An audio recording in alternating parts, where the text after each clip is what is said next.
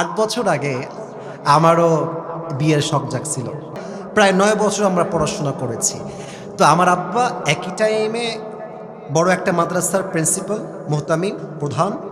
একই টাইমে আমার আব্বা একটা বড় মসজিদের খতিব এবং ইমাম, আলহামদুলিল্লাহ। তা আমার আব্বা একটু গভীর জ্ঞানের মানুষ, কথা বলে কম, কাজ করে বেশি। তা আমি আব্বার সামনে গিয়ে বসে আছি, ভাবছি শালা কিভাবে বলবো বিয়ে করবো। হ্যাঁ সত্য, আমার আব্বা তো শুনেই ফেলবে ওয়াজ কালকে, আল্লাহ জানে। তা আব্বাকে বলবো, কিন্তু আমরা কিন্তু আব্বাদেরকে বলতে চাই যে আব্বা একটা বউ লাগবে, কিন্তু সাহস আর সম্মানে কুলায় না যুবক ভাই না। তো যাই হোক, অনেক লজ্জা টজ্জা কাটিয়ে আব্বাকে বললাম যে আব্বা, আমার মন বলছে আমার একটা বিয়ে করা দরকার। এভাবেই বলেছি যে আমার বিয়ে করা দরকার বলে আমি মনে করছি। তো আমার আব্বা শোনার পরে আমার দিক তাকাই আছে, আর মনে মনে ভাবছে শালা নিজে শুধু আমার টাকা দিয়ে আর তুমি নিয়ে আসবা বিয়ে করে বউ, খাওয়াবে কিডা। কিন্তু আব্বা রাগী মানুষ, কিন্তু রাগ কন্ট্রোল করে বসে আছে। তো আব্বা বলল যে আব্বা শোনো, আমি আবার আমার ক্লাসে এবং পুরো মাদ্রাসায় 1 নাম্বার ছাত্র ছিলাম। এটা কিন্তু শো অফ করে কি লাভ? যুবকরা আমাকে 1 নাম্বার হলেও ভালোবাসতো, আমি ফেল হলেও যুবকরা আমাকে ভালোবাসতো, এটা আমার বিশ্বাস। তা আমি আমার ক্লাসেও 1 নাম্বার ছিলাম, পুরো মাদ্রাসাতেই আমি 1 নাম্বার ছাত্র ছিলাম। তা আব্বা বলছে তোমার কিন্তু মেধা ভালো আব্বা, তুমি কিন্তু জীবনে অনেক ভালো কিছু করবা। তো তুমি যদি এখন বিয়ে করো, তুমি তো মেয়ে মানুষের বাহিরের রূপ দেখেছো, ভেতরের রূপটা তুমি দেখো নাই আব্বা, একটু অপেক্ষা করো। কারণ কি জানেন, মেয়েদের মন হচ্ছে আকাশের মতো। আজকে ঝড়, কালকে বৃষ্টি, তারপরে মেঘ, তারপরে রোদ। আজকে বলবে তোমাকে ছাড়া কাউকে ভালো লাগে, হ্যাঁ তোমাকে ছাড়া কাউকে বিয়ে করতে পারবো না জান। তারপরের দিন একটা বেটার অপশন পেয়ে গেলে তোমাকে গুল্লি করে টাকাওয়ালা যুবকের সঙ্গে বিয়ের পিড়িতে বসে যাবে। মেয়েদের মন পাল্টাইতে সময় লাগে না ভাইজান। মেয়েদের উপরে এক, ভেতরে কিন্তু আর এক। উপরে বলবে তোমাকে ছাড়া কেউ ভালো লাগে না, তুমি ছাড়া কেউ নাই। আর মেয়ের মা তো আর এক রকম। যখন বিয়ের জন্য পাত্রী দেখতে যাবা, মেয়ের মা বলবে আমার মেয়েটা এত ভালো, আমার মেয়েটা না স্কুলে কখনো একা যায়নি, আমি নিয়ে গিয়েছি। আমার মেয়ে না কলেজেও একা যায়নি, আমি নিয়ে গিয়েছি। আমার মেয়েটা একদম মাসুম, দুধে ধোয়া তুলসী পাতা। কত দুধে ধোয়া তুলসী পাতা! বিয়ের পরে মোবাইল ফোনটা চেক করবা, দেখবা 1 ঘাটে নয় 12 ঘাটে পানি খেয়ে বিয়ে করেছে।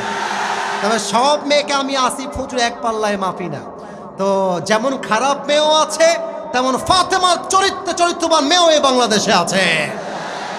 আমার আব্বা বলল যে আব্বা, আমার মতামত হলো তুমি একটু পরে বিয়ে করো, মাস্টার্সটা কমপ্লিট করো, থোড়া সা পয়সা কামা লো, ফের সে শাদি করে লেনা। কিন্তু আমার মন তো মানে না। আমি বললাম আমার বউ এখন লাগবেই আব্বা। তো আমার এখনো মনে আছে, আমার আব্বা আমারে বলল যে তুমি এখন বাসায় যাও। আমাদের জন্ম কিন্তু খুলনায় আমার জন্ম।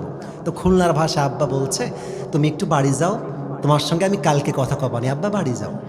তো বাসায় আসছি, ওই দিক থেকে আমার আব্বা আমার মাকে কল দেব, তোমার ছেলে টাল হয়ে গেছে, ওর তার ছিঁড়ে গেছে, ওকে একটু বুঝাই বলো।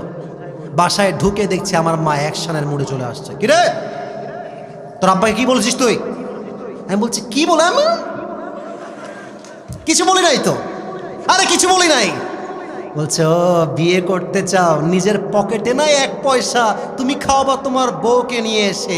ওই কথার দিয়ে আমি আব্বাদেরকে বলতে চাই, আব্বা জান, মানলাম আপনার ছেলের কাছে টাকা নাই, আপনার কাছে তো আছে।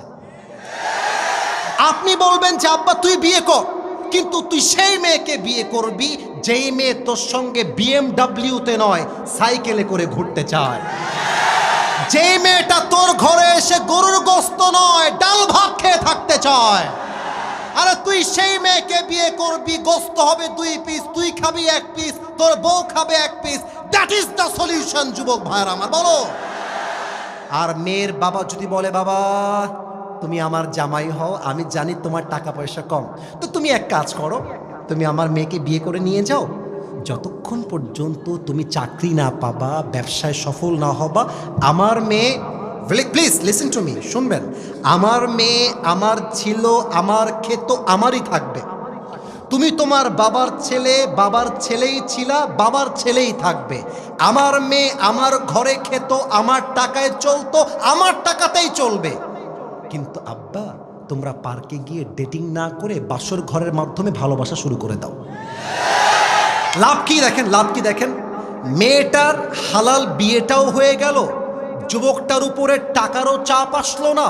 এদিকে যুবক যখন সফল হয়ে যাবে, আর দরকার হলে আমি আমার বউকে হেলিকপ্টারে করে আমার বাড়িতে সাজায় নিয়ে আসবো, যুবক ভাইয়ারা আমার। কিন্তু বিয়েটা সহজ করে দেন আল্লাহ। আমার আব্বা জানদেরকে, আমার প্রিয় মা বোনদেরকে বোঝার তৌফিক দান করে পড়ে সবাই আমিন। বাংলাদেশে সবচাইতে বড় কয়লার খনি কোন জেলায়? আচ্ছা, বাংলাদেশের সবচাইতে সুস্বাদু মিষ্টি লিচু পাওয়া যায় কোন জেলায়? তো যেই জেলায় রয়েছে কয়লার খনি, যেই জেলার মানুষ আমাদেরকে খাওয়ায় মিষ্টি লিচু, ওই জেলার মানুষ আর যাই হোক না কেন, খ্যাত আর গরিব তো হতে পারে না দিনাজপুরের ভাই। ভূতত্ত্ববিদরা বলেন যে কয়লার খনির নিচেই থাকে ডায়মন্ডের খনি। অসম্ভব কিছু নয় যে দিনাজপুরের মাটির তলে আমাদের ডায়মন্ডের খনিও লুকায় আছে। তো দিনাজপুরের মানুষ তো সাধারণ মানুষ নয়, তো ডায়মন্ডে ভরা মানুষ আমার দিনাজপুরের ভাই। দিনাজপুর সব দিক থেকেই সেরা। আমাদের আছে কান্তজিও মন্দির, আমাদের আছে নয়াবাগ মসজিদ, আমাদের দিনাজপুরে রয়েছে নবাবগঞ্জ জাতীয় উদ্যান, আমাদের দিনাজপুরে রয়েছে বিশাল বড় বিশ্ববিদ্যালয়। আমি দেখে আসলাম দিনাজপুরে জেলা স্কুল আছে, দিনাজপুর সরকারি কলেজ আছে। আমাদের দিনাজপুর তো কোনো দিক থেকে কম নয়। ইভেন পুরো বাংলাদেশ থেকে যেই জেলাতে মানুষ বেশি পিকনিক করতে আসে তার নাম দিনাজপুর স্বপ্নপুরী আমার যুবক ভাই। আর আপনারা তো ভাই রাজাবাড়ির মানুষ, দিনাজপুরে রাজবাড়ি আছে, আমাদের ব্যাপারটাই আলাদা। আচ্ছা, আপনারা কি জানেন দিনাজপুর মানে কি? দিনাজ হচ্ছে ফার্সি শব্দ। দিনাজ মানে হচ্ছে সম্পত্তি, আর পুর মানে হচ্ছে শহর, সম্পত্তির শহর। যেহেতু দিনাজপুরে কয়লার খনি আছে, যেই কয়লার খনি দিয়ে বিদ্যুৎ সাপ্লাই হয়, দিনাজপুরের মতো দামি শহর তো আর কিছুই হতে পারে না, ঠিক না? আরেক জায়গায় আসছে, দিনাজ হচ্ছে একজন বাদশার নাম, আর পুর মানে শহর। দিনাজের শহর, উনি একজন নামকরা রাজা ছিলেন, আবার রাজা পরিবারের সন্তান। অতএব কথা যখন বলবেন বিড়ালের মতো ম্যান ম্যান করে নয়, বাঘের মতো গর্জন দিয়ে কথা বলতে হবে। তো দিনাজপুরকে ছোট করার কোনো মানেই হয় না। তবে কিছু লোক বলে দিনাজপুর হচ্ছে রংপুরের একটা জেলা, এরা হচ্ছে সব মফিজের দল। তা আমি বলেছি মফিজ মানে দুলা ভাই। তুই যদি আমাকে তোর দুলা ভাই বানাস, তোর বোনের জামাই বানাস, আমার তো কোনো আপত্তি নাই যুবক ভাই। মফিজ মানে দুলা ভাই, আমাদের কোনো অবজেকশন নাই। এবং মাথায় রাখবা, এই মফিজরা বেঁচে না থাকলে দেশটা সেকেন্ড টাইম স্বাধীন হইতে পারতো না। আরে রংপুর বিভাগের মফিজ আবু সাইদ বুকের তাজা রক্ত দিয়ে প্রমাণ করেছে রংপুরবাসী কাপুরুষের সন্তান নয়, সব বীর পুরুষের সন্তানেরা। আল্লাহ তুমি দিনাজপুরের মাটিকে কবুল করে নিয়ে পড়েন সবাই আমিন।